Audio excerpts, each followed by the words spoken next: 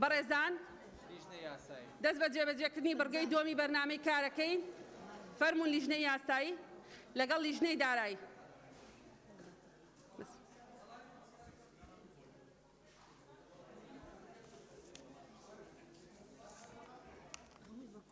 تا لیژنەی یاسایی ئامادە بێ سەبارەت بەوەی بۆچی 35 ڕۆژە دانیشتنمان نەکردەوە بەڕێزان ئەندامانی پەرلەمان. ئێوە لە کۆتا دانیشتن بەڕێستان وتان بەبێ ئامادەبوونی حکوومەت ئێمە باسی موچە ناکەین سەرباری ئەوەی بە دەنگی 55 پەرلەمانتار بڕیاردرا لەو کۆبوونەوەیە قسە بکرێ. ئێمە قسەمان لەگەڵ حکوومەتا کرد وتیان تا دانوستانەکانمان تەواو نەبێ بەرچاوڕوونیمان نەبێ ناتوانین بین سەبارەت بەو بابەتە قسە بکەین کە دانوستان هات تەواو بوو بە ئامادەبوونی 45 ئەندامی پەرلەمان کۆبوونەوە کراوە. ئێمە بە تەوجیه هیچ کەسێک کۆبوونەوە ناکەین، بەڵام پەرلەمان لە دۆڵێ نییە و حکوومەتیش لە دۆڵێ بێ. ئێمە یەکتری تەواوەکەین.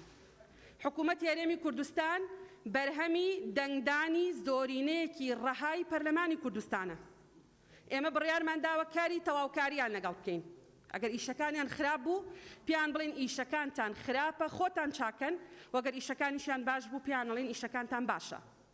هەر لە ناوم پەیڕەوەی لە بەدەستی بەڕێستانایە مافەکان و ئەرکەکانی بەڕێستانی تایە لە زیاتر لە چەند بڕگەیەکا باسی ئەوەکە کە حکوومەت لە چەند حاڵەتێکا بۆی هەیە داوا لە پەرلەمان بکە کۆ ببێتەوە. ئەمە هەر لە پەرلەمانی کوردستان وانە، لە ئەنجومەنی نوێنەرانی عێراقیش وایە، لە پەرلەماناتی دنیاش وایە. کاتێ حکوومەت پێویستی بەوەیە بابەتێکی دیاریکراو دەنگی پەرلەمانی بۆ بدرێ داوا لە پەرلەمانەکە بۆ ئەوەی کۆبوونەوەی خۆی بکە و ئەمە نەنگی نییە. ئەندامانی بەڕێزی پەرلەمان، ئەم پەرلەمانە موەسسەی خەڵکی کوردستانە، ئێمەش هەمومان تایە وجودمان هەیە.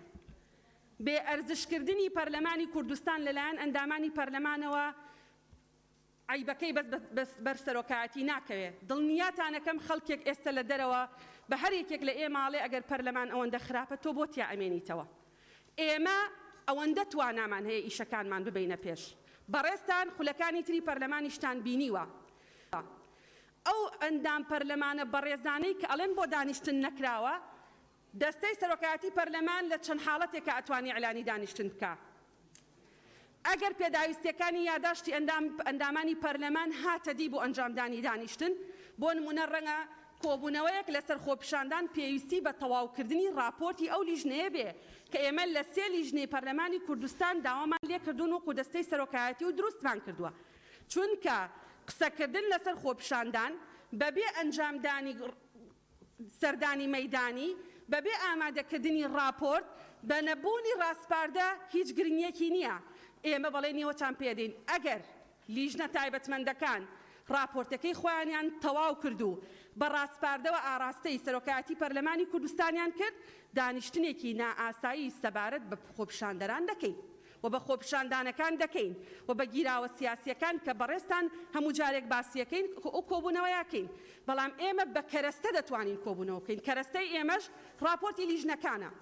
بەڕێزان ئێمە ئێستا ئامارێکمان ئامادە کردووە لەسەر کاری لیژنەکان. سەرۆک لیژنە هەیە 3 پرۆژە یاسایی لەلایە، 3 پێشنیازە یاسایی لایە. پێشنیازە یاسا هەیە لەلایەتی نزیکەی ساڵێک و 3 مانگە.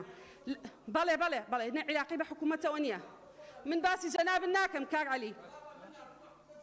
عەلی، ئەگەر تۆ بیرێک ناوتەهێنم پێ دەڵێم تۆی. بەڕێزان ئەندامانی پەرلەمان لەبەرەوەی خۆت حازری، بەس ئەوەی من باسیەکەم خۆی حازر نییە دیفاع لە خۆی کا، لەبەرەوە ناوی ناهێنم. نەیتوانیوە تا ئێستا راپۆرتی لیژنەکەی حازر کات. راپۆرتی لیژنە حازر نابێ بۆ قانونەکان، راپۆرتی لیژنە حازر نابێ بۆ سەردانە مەیدانیەکان. چەند راپۆرتێکی گرنگ ئامادەن. یەکێک لەوانە راپۆرتی دەواازە سنووریەکانە، هەموومان نەزانین داهاتی هەرێ کاک عەلی گیانە بێ حکوومەت بێ. 3 جار تا ئێستا داوامان لە حکوومەت کردو. کاک عەلی گیان 3 جار تا ئێستا ئەم دەستەی سەرۆکایەتیە داوای لە حکوومەت کردو بۆ ئەوەی ئامادە بێ سەبارەت بەو بابەتە. کاتە ئێمە هیچ تاوانێکمان نییە. بەڕێزان کاک عەلی گیان لە شوێنی خۆتەوە قسە مەکە. سەبارەت بە هەندێک بابەتی کە باستان کرد، ئێمەش باوەڕمان وایە کە داهاتی هەرێمی کوردستان کۆکرێتەوە دۆخمان لە ئێستا باشترە بێ. ئێمەش باوەڕمان وایە کە گەندەڵی و بەهەدەردان هەیە. بەڕێز سەرۆکی حکوومەتیش لە بەردەمی جەنابتانە وتی کە گەندەڵی و بەهەدەردان هەیە.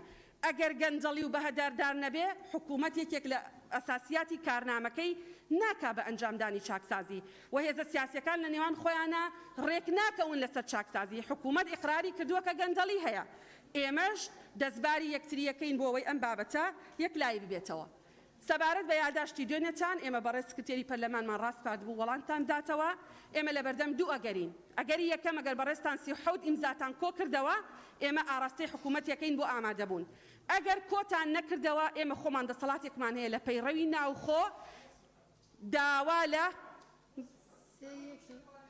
کۆبوون مادەی هەشت بە قوربان مادەی هەشت باشە بەڕێزان سەرۆک یانێک لەسەر سێ بەڵێ ئێمە دڵنیاتانەکەم لەگەڵ حکوومەتی هەرێمی کوردستانە قسە ئەەکەین ئەگەر زانیمان ئامادەکاری وەکو پێویست وەکو ئەوەی ئێوە ئەتانەوێ هەیە ئێمە ئەو دەسەڵاتی خۆمان بەکارەهێنین ئەگەر ئێوەش نەتانتوانی 37 ئیمزاکە کۆ بکەنەوە داواتان لێ یەکەم بۆی دەست بە جێبەجێکردنی بەرنامەی کارەکەمان بکەین فەرموون جێبەجێکردنی بڕگەی دووەمی بەرنامەی کار بەڵێ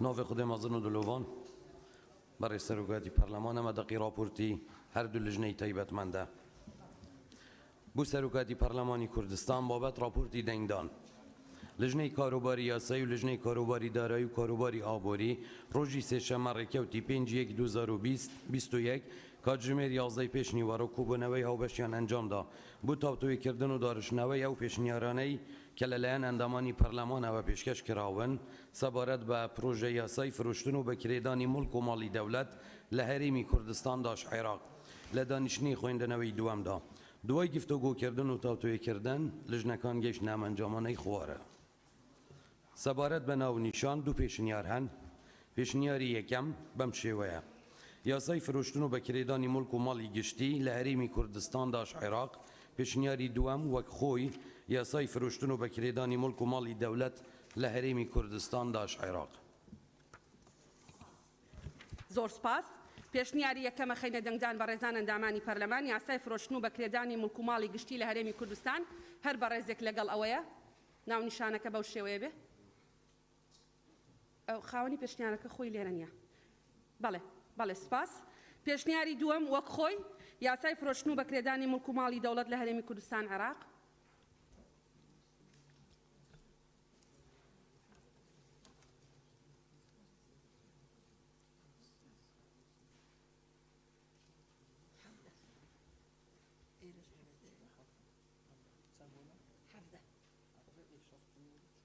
بەڵێ سپاس بە دەنگی 64 ئەندامی پەرلەمان پەسەند کرا مادەی یەک فەرموون برای سەرۆکی پەرلەمان سەبارەت بە مادەی یەک سێ پێشنیار هەیە پێشنیاری یەکەم مادەکە وەک خۆی تەنیا بەڕگەکانی سێم و چوارەم بەم شێوەیە لێ بکرێت سێم دەسەڵاتی تایبەتمەند هەر یەکە لە وەزیر سەرۆکی لایەنی نەبەستراوە بە وەزارەت پارێزگار سەرۆکی یەکەی ئیداری یان هەر کەسێک کاوانەی ڕێ پێدەدەن بە مەرجێک پلەی وەزیفی لە بەڕێوەبەری گشتی کەمتر نەبێت دەگرێتەوە چوارەم مڵک و ماڵی گشتی مڵک و ماڵی کەرتی گشتی لە هەرێم دەگرێتەوە پێشنیاری دووەم مادەکە وەک خۆی تەنیا بەرگەکانی سێم و چوارەم بەم شێوەیە لێ بکرێت سێم دەسەڵاتی تایبەتمەند بە شێوەیەکی هەمیشەیی لە هەر وەزارەتێکیان لایەنی نەبەستراوە بە وەزارەت لژنەیەکی هەمیشەیی بۆ فرۆشتن و بەکرێدانی مایە گوازراوە و نەگوازراوەکانی دەولەت پێک بهێنرێت کە لە سێ کەس کەمتر نەبێت وەزیر یان سەرۆکی لایەنی نەبەستراوە بە وەزارەت سەرۆکاتی ئەو لژنەیە بکات چوارەم مڵک و ماڵی دەولەت مڵک و ماڵی کەرتی گشتی گوازراو و نەگوازراوە لە هەرێم دەگرێتەوە پێشنیاری سێەم وەک خۆی بەم شێوەیە مادەی یەک بۆ مەبەستی حکومەکانی ئەم یاسایە ئەم زاراوە و دەستەواژانەی خوارەوە ماناکانی بەرامبەریان دەگەیەنن یەکەم هەرێمی کوردستانداش عێراق دووەم ئەنجومەنی وەزیران ئەنجومەنی وەزیرانی هەرێمی کوردستانداش عێراق سێەم دەسەڵاتی تایبەتمەند هەر یەکە لە وەزیر یان سەرۆکی لایەنی نەبەستراوە بە وەزارەت یان هەر کەسێک کە ئەوان ڕێ پێدەدەن بە مەرجێک پلەی وەزیفی لە بەڕێوەبەری گشتی کەمتر نەبێت دەگرێتەوە بەڵێ بەڕێزان هەرسێ پێشنیارەکە خێنە دەنگدان پێشنیاری یەکەم بەرگەی چوارەم وا بەڕێ سەرۆکی پەرلەمان بەڵێ ببوورە بەڵێ چوارەم مڵک و ماڵی دەولەت مڵک و ماڵی کەردی گشتی لە هەرێم دەگرێتەوە بەڵێ زۆر سپاس هەرسێ پێشنیارەکە خێنە دەنگدان هەر بەڕێزێک لەگەڵ پێشنیاری یەکەمە کەسی لەگەڵ نییە هەر بەڕێزێک لەگەڵ پێشنیاری دووەمە بەڵێ یەک کەس هەر بەڕێزێک لەگەڵ پێشنیاری سێمەوە خۆی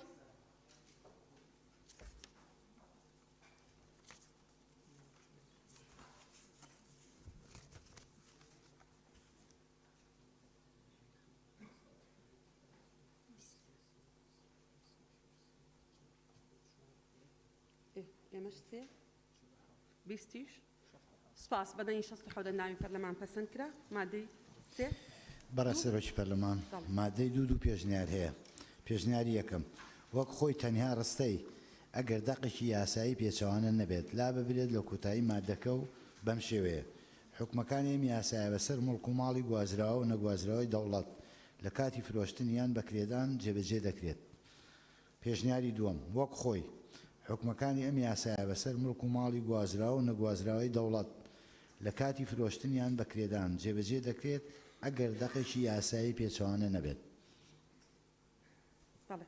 بەڵێ زۆر سپاس بەڕێزان سەبارەت بە مادەی دووەم پێشنیاری یەکەم هەر بەڕێزێکی لەگەڵە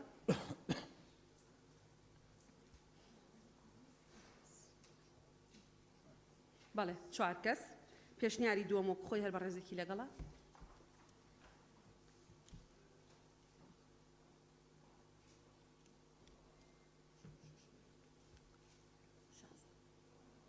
شەست و چوار شەست و دوو بەدەنی 62 ئەندامی پەرلەمان پەسەند کرا مادەی سێ بەڕێسەرۆکی پەرلەمان مادەی سێ پێشنیار هەیە یەکەم مادەکە وەک خۆی تەنیا بەڕگەیەک بە زنجیرەی سێم زیاد بکرێت بەم شێوەیە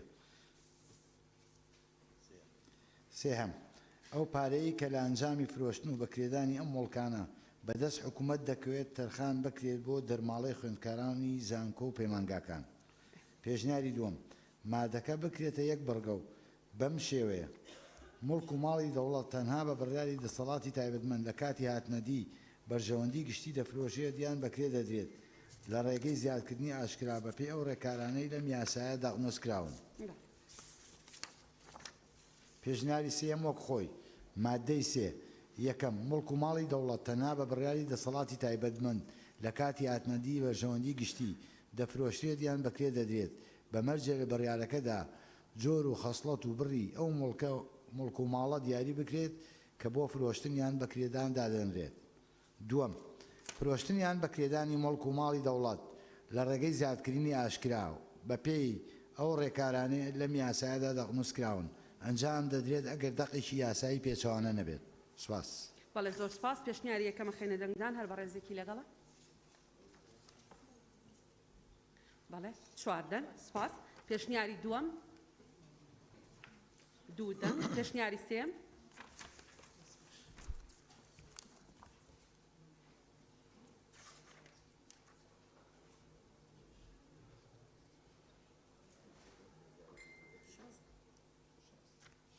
بەڵێ سپاس بەدەنی 6 ئەندامی پەرلەمان مادەی چوار ناتوانین دوای دەنگدە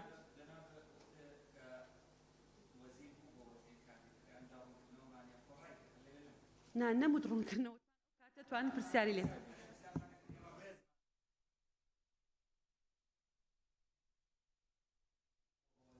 بەڵێ بەڵێ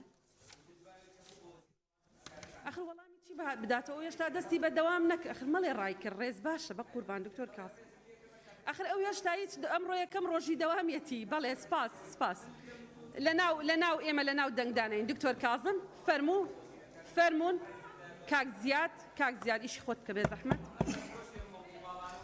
بەڵێ مادەی چوار مادەی چوار کەس وەرناگرن بۆ نقطە نیزامی کاک شوان فەرموون بەڕێسەرۆکی پەرلەمان شیرین خان وەڵا لە هەموو قیاسێک دەرت کردووە پێشنیار مادەی چوار هیچ پێشنیارێک نییە وەک خۆی مادەی چوار یەکەم ڕێکارە یاسایەکانی خەمڵاندن هەواڵ فرۆشتن بەکرێدان وەرگرتنی بڕی بەرامبەری فرۆشتن و بەکرێدان و بەقیسکردن تەنها لەلایەن دەسەڵاتی تایبەتمەند لە ماوەیەک کە لە 15 ڕۆژ لە ڕێکەوتی گەیشتنی کۆنووسیان تێپەڕ نەکات بڕیاری کۆتایی لەبارەوە دەدرێت بە بنبەر دادەنرێت دووەم ڕێژەی یاسایی لیژنەکانی خەمڵاندن فرۆشتنیان بەکرێدان بە ئامادەبوونی گشت ئەندامەکانی دروست دەبێت بڕیارەکانیشیان لە ئەگەری ڕێگنەکەوتن بە زۆری نەدەردەچێت ئەو ئەندامانەی ئەو ئەندامەی ڕایەکی جیاوازی هەیە دەبێت ڕایەکەی لە کۆنووس جێگیر بکرێت. سپاس. ڕێزت بۆ مادەی 4 پێشنیاری یەک پێشنیار هەیە وەکو خۆی هەر بە ڕێزێکی لەگەڵە.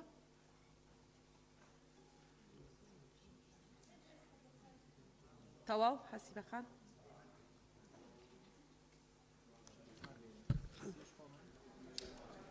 هەفدە. بەڵێ بەدەنگی 64 ئەندامی پەرلەمان پەسەند کرا. مادە 5 ئەوانەی وەک خۆیەتی ئەگەر نەیخوێندنەوە چییە؟ یعنی هەر بڵێن وەک خۆی فەرمونون کاک زیاد. مادەی 5 هیچ پێشنیارێک هەیە؟ هیچ پێشنیارێک نییە وەک خۆی جاگەڕڵانی خوێن. بەڕێزان ئەندامانی پەرلەمان هەر بەڕێزێک لەگەڵ ئەوەیە وەک خۆی چونکە هیچ پێشنیارێک نییە.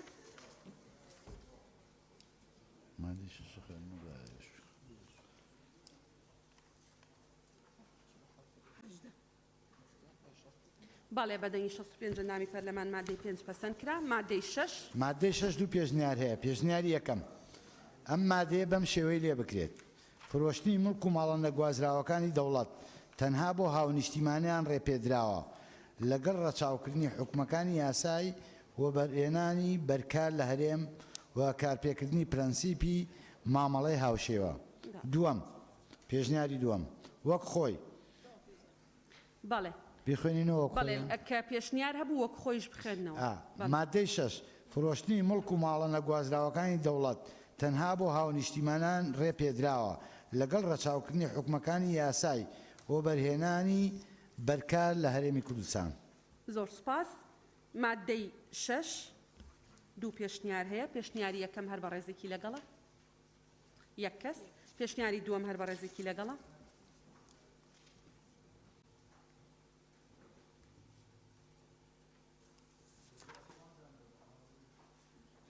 تمام. بەڵێ بەدەنگی 63 ئەندامی پەرلەمان پەسەند کرا. مادەی 7 فەرموون.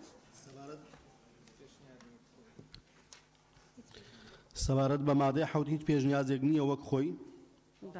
بەڵێ مادەی 7 هیچ پێشنیازێک نییە وەک خۆی هەر بە ڕێزێکی لەگەڵە.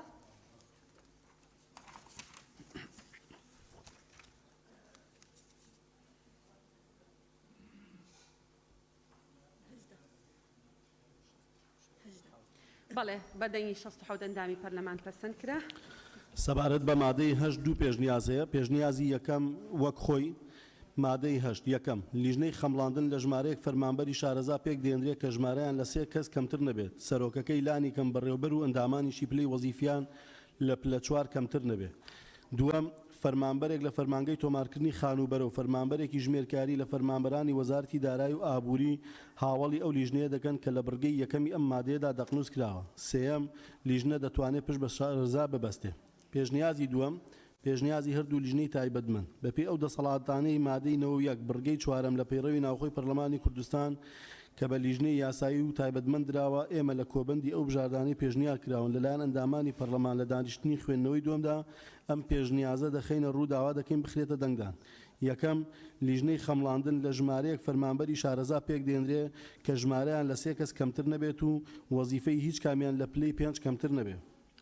دووەم فەرمانبەرێک لە فەرمانگەی تۆمارکردنی خانوبەرە و فەرمانبەرێکی ژمێرکاری لە فەرمانبەرانی وەزارەتی دارایی و ئابووری هاوڵی ئەو لیژنەیە دەکەن کە لە بڕگەی یەکەمی ئەم مادەیە دەقنووس کراوە. سێەم لیژنە دەتوانێت پشت بە کەسانی شارەزا و تایبەتمەند ببەستێ. زۆر سپاس. پێشنیاری یەکەم وەک خۆی کە بە ڕێزکاک بەڵێن خوێنیەوە هەر بە ڕێزێکی لەگەڵە. پێشنیاری دووەم پێشنیاری لیژنەی هاوبەش.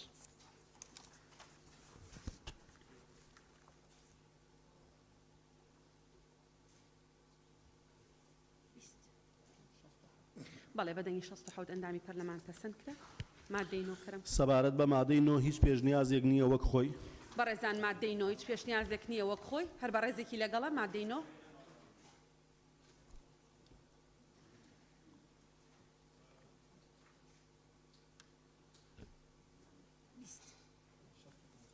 بەڵێ بەدەنگی 65 ئەندامی پەرلەمان پەسەند کرا. مادەی 10 سەبارەت بە مادەی 10 هیچ پێشنیازێک نییە وەک خۆی. هەر بە ڕێزێکتانی لەگەڵە. بفەرمێ.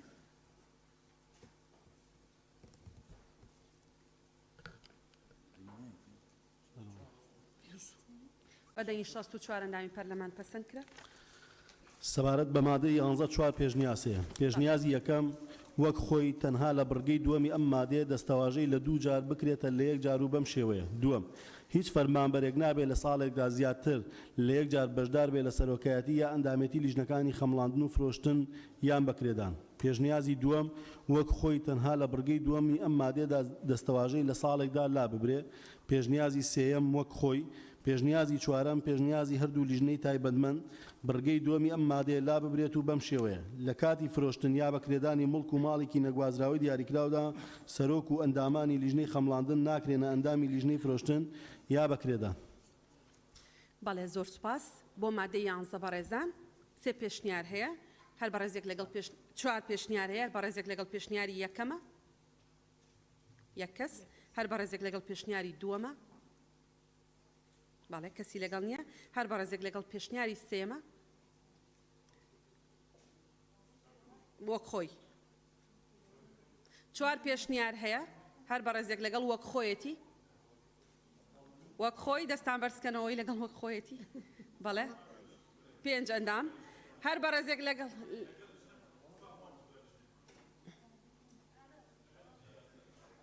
هەر بەڕێزێک لەگەڵ پێشنیاری چوارەمە بەڵێ لیژنەی هاوبەش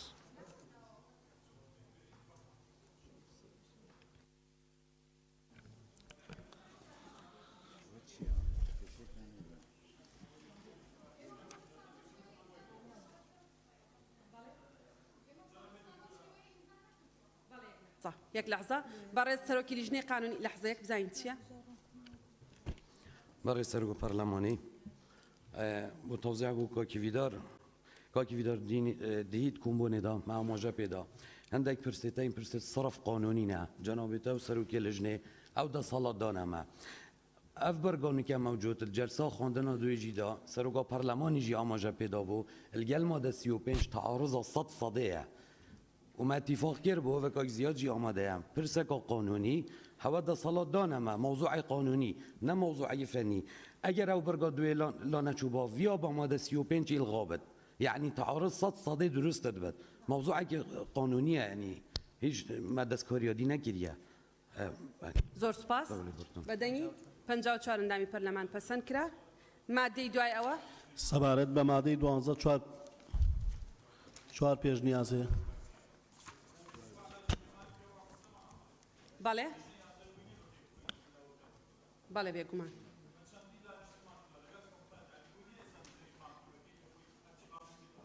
ليك حالة بوي هي كاك بجار جناب التوجه بدا ليك حالة بوي هي كاك هيفيدار اگر دلنيا بي لوي لسطا صد تضارب هي اوان دلنيان لوي لسطا صد تضارب هي لقل مادي سيوبينج يا ابي مادي سيوبينج لابن يا ابي وبرقي لادن كاك بجار طوال مادي دواي اوه سەبارەت بە مادەی 12 4 پێشنیاسەیە پێشنیازی یەکەم مادەکە وەک خۆی لەگەڵ ئەو گۆڕانکاریانەی خوارەوە یەک لە خاڵی یەکەی بڕگەی دووەمدا دەستەواژەی ئەگەر بە پێویستی زانی لا ببرێت لە خاڵی یەکی بڕگەی دوودا دەستەواژەی تەئمینات بکرێتە ڕەهن لە بڕگەی حوتەمدا لە 170 بکرێتە لە 190 پێشنیازی دووەم وەک خۆی تەنها زیادکردنی خاڵێک بە زنجیرەی سێ بۆ بڕگەی دووەمی ئەم مادەیە بەم شێوەیە سێ پێویستە ئەو جارنامەیە کە لە خاڵی یەکی ئەم بڕگەیەدا هاتووە لە شوێنی فرۆشتن و بەکرێدانەکە و شوێنی ئەنجامدانی زیادکردنەکە هەڵبواسرێ پێشنیازی سێم وەک خۆی مادەی 12 ڕێکارەکانی فرۆشتن و بەکرێدانی مڵک و ماڵی نەگوازراوە لەلایەن لیژنەی فرۆشتن یا بەکرێدان بەم شێوەیە دەبێت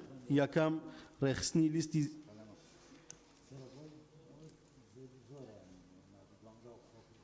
بله آخر اگر پیشنیار زور بو ابي وەک خۆی بخوێنێتەوە فەرموو کاک بڵێن پێشنیازی سێم وەک خۆی مادەی 12 ڕێکارەکانی فرۆشتن و بەکرێدانی مڵک و ماڵی نەگوازراوە لەلایەن لیژنەی فرۆشتن یا بەکرێدان بەم شێوەیە دەبێت یەکەم ڕێخستنی لیستی زیادکردن لەبەر ڕۆشنایی خەسڵەتەکانی مڵک و ماڵە نەگوازراوەکە کە لەلایەن لیژنەی خەمڵاندنەوە چەسپێنراوە و ئەگەر زیاتر لە مڵک و ماڵێکیش بوو ئەوە بۆ هەریەکیان لیستێکی زیادکردن ڕێک دەخرێت دووەم یەکەم جارنامەی فرۆشتن یا بەکرێدان بە زیادکردنی ئاشکرا لە 2 ڕۆژدا بڵاو دەکرێتەوە لە 2 ڕۆژنامەی ڕۆژانەدا بڵاو دەکرێتەوە کە یەکێکیان لە هەولێر و ئەوی دیکە لە ناوەندی ئەو پارێزگایە دەبێت کە زیادکردنەکەی تێدا دەکرێت وێنەیەکی جارنامەکەش لەو فەرمانگەی هەڵدەواسرێت کە فرۆشتن یا بەکرێدانەکە ئەنجام دەدات لیژنە ئەگەر بە پێویستی زانی دەتوانێت بڕیاری بڵاوکردنەوەی جارنامەکە لە ڕێگەی ئامرازەکانی دیکەی ڕاگەاندنەوە لە ناویاندا پێگا ئەلکترۆنی فەرمیەکان بدات دوو ئەو مڵک و ماڵە نەگوازراوی بەهای خەملنراوی بەکرێدانی ساڵانەی لە 1 ملیۆن دینار کەمتر بێ لە جاردان بە دەردەکرێت. سێەم یەک جارنامەکە گشت ئەو خەسڵەتانی مڵک و ماڵە نەگوازراوەکە کە لە کۆنووسی لیژنەی خەمڵاندندا هاتوون ڕۆژ و ڕێکەوت و کاژمێری زیادکردنەکە مەرجەکانی بەشداریکردن ئەو شوێنی تیایدا ئەنجام دەدرێت و بڕی ئەو بارمتانەی تەمینات پێویستە سپاردە بکرێن لە خۆ دەگرێت. فرۆشتن یا بەکرێدانی مڵک و ماڵە نەگوازراوەکە بەپێی ئەو ڕیزبەندیەی لە جارنامەکەدا هاتووە ئەنجام دەدرێت. چوارەم لیستی زیادکردنەکە لە ڕۆژی بڵاوکردنەوەی جارنامەکە بۆ ماوەی 30 ڕۆژ کراوە دەبێت و پێویستە لەسەر ئەو کەسانی خواستی کڕین یا بەکرێگرتنی مڵک و ماڵەکەیان هەیە سەردانی فەرمانگەی تایبەتمەندکەن بۆ دەربڕینی خواستی کڕین یان بەکرێگرتن و بەو مەرجەی هەریەکیان پێش بەشداریکردنی لە زیادکردنەکە بارمتێک سپاردە بکە. بڕەکەی لە سایە 20 بەهای خەملنراو لە حاڵەتی فرۆشتن و لە کۆی بڕی بەرامبەری بەکرێدان بۆ تەواوی ماوەی لە حاڵەتی بەکرێدان